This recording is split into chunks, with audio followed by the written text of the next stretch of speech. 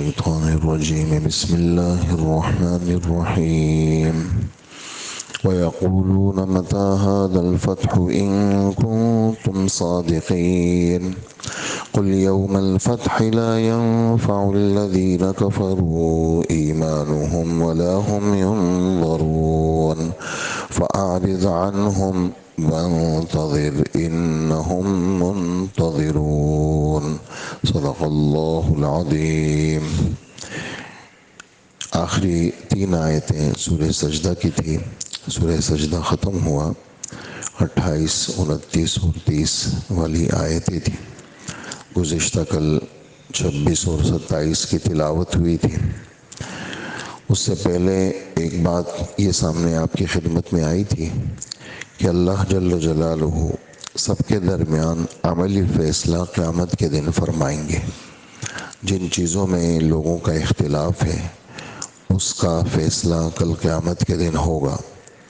تو بطور مذاق کے، اس لیے کہ کافروں کو آخرت میں پیشی کا یقین تو تھا نہیں، تو بطور مذاق کے یا کسی چیز کے جلدی مانگنے کے، بطور مذاق کے یا کہ نہیں کرنا ہے تو ابھی کر لیں۔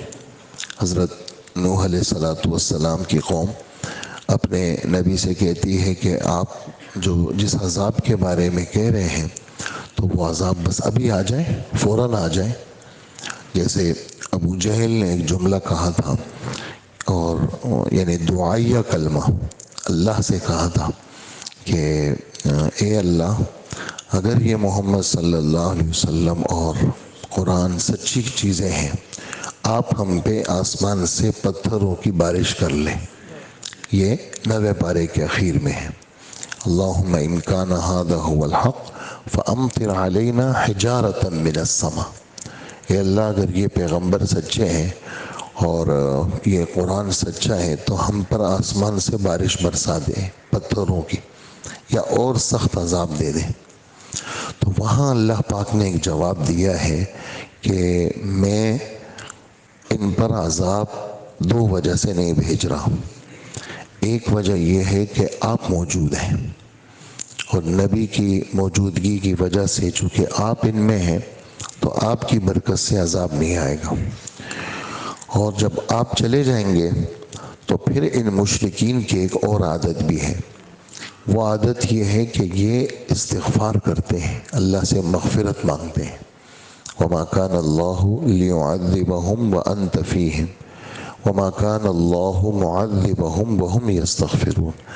جب تک آپ موجود ہیں تو ہم عذاب نہیں بھیج رہے، اور جب آپ نہیں بھی ہوں گے، یعنی آپ کی وفات ہو گئی، آپ مدینہ چلے جائیں گے، پھر بھی چونکہ یہ استغفار کرتے ہیں تو ہم ان کو پر عذاب نہیں بھیجیں گے۔ تو اس پر ایک نقطہ لکھتے ہیں مفسرین حضرات کہ استغفار کرنا کافر کو بھی نفع دیتا ہے، اگرچہ کافر ہے۔ تو جب استغفار کافر کو نفع دیتا ہے تو مسلمان کو کیوں نفع نہیں دے گا؟ مسلمان کو بھی نفع دے گا۔ تو بطور مذاق کے یہ کافر لوگ کہا کرتے تھے، لے آئے نا، آپ جس عذاب کی بات کر لیں آ جائے، یا یہ ہے کہ جلدی آ جائے، جیسے میں نے ابو جہل کی مثال دی۔ تو اس پر ہمارے رب فرما رہے ہیں کہ وہ جو فتح کا دن ہے، جس دن قیامت کے ایک بڑا اثر، ایک بڑی علامت نظر آئے گی، تو اس وقت اگر کوئی کلمہ بھی پڑھے گا، توبہ کی کوشش بھی کرے گا، تو وہ نفع نہیں دے گا، وہ توبہ نفع نہیں دے گا۔ جیسے سورج مغرب سے نکلے گا، یہ قیامت کی بڑی نشانی ہوگی، اور اس زمانے کے کافر، جس زمانے میں یہ سورج مغرب سے نکلے گا، تو اس زمانے کے کافر سجدے میں گریں گے، کلمہ پڑھیں گے، توبہ کریں گے، اور اس زمانے کے جو مسلمان گناہ گار ہوں گے وہ توبہ کریں گے۔ لیکن ہمارے رب قرآن پاک میں فرماتے ہیں، یوم یأتی بعض آیات ربک لا ينفع نفسا ایمانها، جس دن تیرے رب کی بعض نشانیاں ظاہر ہوں گی، کوئی شخص ایمان لانے کی کوشش کرے گا تو ایمان اس کو نفع نہیں دے گا، ایمان اس کو نفع نہیں دے گا۔ یعنی مسلمان توبہ کی کوشش کرے گا، توبہ نفع نہیں دے گا، اور کافر اگر کلمہ پڑھے گا تو اس کو کلمہ نفع نہیں دے گا۔ اسی طرح ایک اور وقت ایسا ہے جس وقت کے اندر آدمی کو ایمان لانا یا توبہ کرنا نفع نہیں دیتا. وہ حدیث مبارک کے اندر حضور صلی اللہ علیہ وآلہ وسلم نے فرمایا ہے. وہ کیا ہے کہ آدمی کی روح جب نکلنے لگتی ہے، ایک تو ہوش و حواس چلے گئے تو چلے گئے. ایک یہ ہے کہ بعض لوگوں کے اخیر تک ہوش و حواس ٹھیک رہتے ہیں اور روح نکلنے کے وقت بھی وہ بالکل بیدار رہتے ہیں. تو اگر روح بالکل یعنی زندگی سے مایوسی ہو گئی اور بالکل روح گلے تک آ گئی، ایسے موقع پر اگر کوئی کلمہ پڑھتا ہے یا ایسے موقع پر کوئی توبہ کرتا ہے تو اس کی توبہ قبول نہیں ہوتی. اس کا ذکر آپ صلی اللہ علیہ وسلم کے بیانات کے اندر ہے کہ ایسے آدمی جو ہے وہ توبہ انما التوبۃ علی الذین، توبہ اس آدمی کی قبول ہوتی ہے جو صحت کے زمانے میں، بیداری کے زمانے میں، امید کے زمانے میں توبہ کرے، توبہ قبول ہوتی ہے. ولیست التوبۃ، اور اس آدمی کی توبہ قبول نہیں ہوتی جس کی یہ کیفیت ہوتی ہے. تو یہاں پر اللہ پاک فرماتے ہیں کہ یہ لوگ کہتے ہیں کہ عذاب آ جائے، تو آپ فرماتے ہیں کہ جس دن جب وہ وقت آئے گا اس وقت کافروں کو کسی کے ایمان کا نفع اس کو نہیں ملے گا. لہٰذا تمہارا مذاق اڑانا یہ بھی غلط، اور تمہارا یعنی مذاق اڑانا اس معنی کے لیے قیامت تو ہے نہیں، اگر بالفرض ہے بھی تو آ کیوں نہیں جاتی؟ تو اس کا جواب دے رہے ہیں کہ جب وہ آئے گی تو اس وقت جو کوشش بھی کریں گے ایمان لانے کی تو وہ ایمان ان کو نفع نہیں دے گا.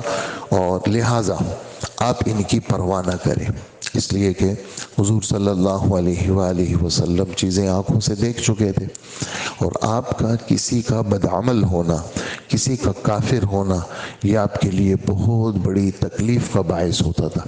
آپ بیمار ہو جاتے تھے. آپ جیسے بہت ساری چیزیں گھروں میں آتی ہیں اور آدمی بیمار ہو جاتا ہے، اس کی سوچ کے اندر وہ حل نہیں نظر آتا آدمی کو، میں کروں تو کیا کروں. تو وہ سوچ میں آدمی اس کے جو اعضائے رئیسہ ہے، دل ہے، جگر ہے، دماغ ہے، یہ سب چیزیں ان سوچوں سے متاثر ہو جاتے ہیں. تو حضور صلی اللہ علیہ وآلہ وسلم کا بھی یہی حال تھا. دنیا کی سوچوں نے آپ کو پریشان نہیں کیا، آخرت کی سوچوں نے اور ان لوگوں کے اس طرح کے حرکتوں نے آپ کو پریشان کیا. تو فرمایا فَأَعْرِضْ عَنْهُمْ، آپ ان کی پرواہ نہ کریں اور ان چیزوں کو آپ دل پہ نہ لیں. لیکن انسان ہے، کبھی کبھار یعنی بہت سارے لوگ تسلی دے رہے ہیں بھی دل پہ نہ لیں، لیکن وہ جاتی نہیں ہے دل سے، اور آدمی کے دل میں وہ چیزیں راسخ ہو جاتی ہیں. آپ ان کی پرواہ نہ کریں اور آپ تو یہ انتظار کریں.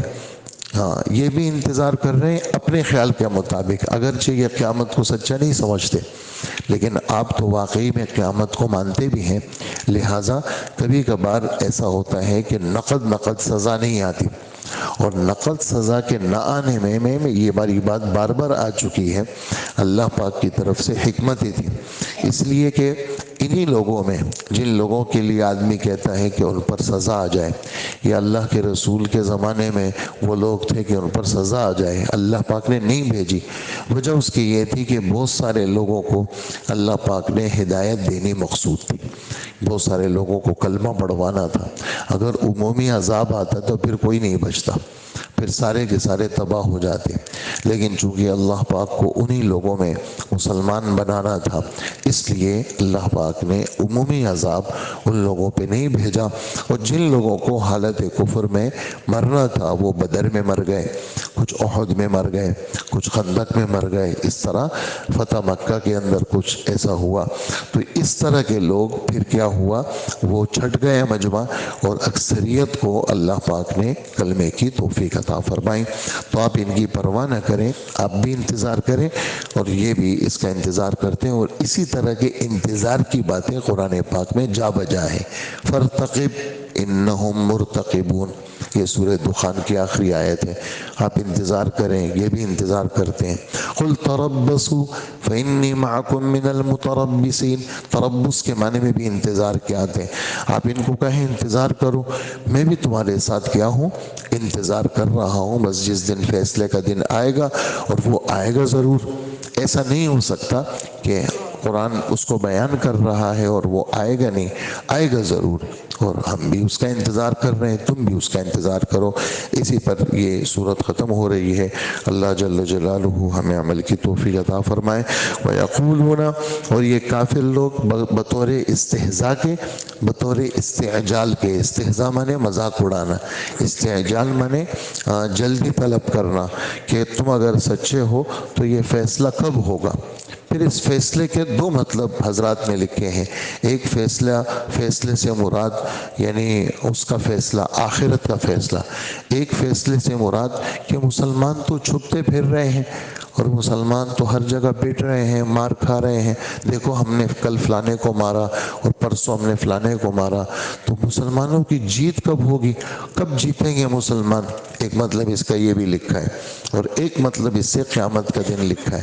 تو اللہ جل جلالہ فرماتے ہیں آپ ان سے کہہ دیں جس دن فیصلہ ہوگا اس دن کافروں کو ان کا ایمان لانا نفع نہیں دے گا۔ جیسے بدر کے اندر جب آ گئے، پھنس گئے، تو پھر شکست ہو گئی، ایسے ہی بہت ساری جگہوں پہ کافروں کو شکست ہو رہی ہے۔ یہ تو چونکہ میڈیا ان کے اس پہ ہے، قبضے پر ہے، اور لوگوں کو پتہ نہیں چل رہا، ورنہ جو ان کی پٹائی ہو رہی ہے اور جو ان کو مار پڑ رہی ہے وہ زندگی میں انہوں نے کبھی دیکھی نہیں ہوگی، اور ایسے ایسے ان کی چیزیں تباہ ہو رہی ہیں، اور ایسے ایسے ان کے علاقوں کے اندر خسارے ہو رہے ہیں، اور ایسے ایسے ان کی کمپنیاں دیوالیاں ہو رہی ہیں، اور ان کے فوج کے بڑے بڑے لوگ ایسے مارے جا رہے ہیں، اور ایسے ایسے ان کے ٹینک جو ہے وہ تباہ ہو رہے ہیں کہ یہ لوگوں کو نہیں بتاتے، ورنہ جو چھوٹی موٹی چیزیں ہیں موبائل کے ذریعے سے اور ادھر ادھر وہ سب لوگوں کو پتہ چل رہی ہیں، اور ان کی جو ہے وہ دن بدن ان کی شکست میں اضافہ ہو رہا ہے، لیکن وہ یہ ہے کہ وہ لوگوں کو چونکہ بتاتے نہیں ہیں، اور مسلمان کو ڈرانا ان کو مقصود ہوتا ہے۔ حالانکہ کیا ہے، آپ صلی اللہ علیہ وسلم فرماتے ہیں الحرب خدعۃ، جنگ تو ایک دھوکے کا نام ہے، جنگ تو ایک دھوکے کا نام ہے، اور ان کو جو ہے وہ ان کو ایسا کیا جائے کہ یہ سر اٹھانے کے قابل نہ رہے، اور یہ چونکہ اللہ پاک کی مدد مسلمانوں کے ساتھ ہر جگہ ہے، اور اللہ ساتھ ہے مسلمانوں کے، اس لیے کبھی بھی کسی بھی صورت کے اندر کسی بھی مسلم کو کسی بھی معرکے کے اندر وہ مایوس نہیں ہونا چاہیے کہ بھئی ہمارے ساتھ کوئی نہیں، ہمارے ساتھ اللہ اور ان کی مدد ہمارے ساتھ ہے۔ تو یہ فرما رہے ہیں کہ جس دن فتح ہوگا اس دن کافروں کو ان کا ایمان لانا فائدہ نہیں دے گا، اور نہ ان کو مہلت دی جائے گی، لہٰذا آپ ان کی پرواہ نہ کریں اور انتظار کریں، ہم بھی انتظار کرنے والوں میں ہیں۔ اللہ پاک ہم سب کو عمل کی توفیق عطا فرمائے۔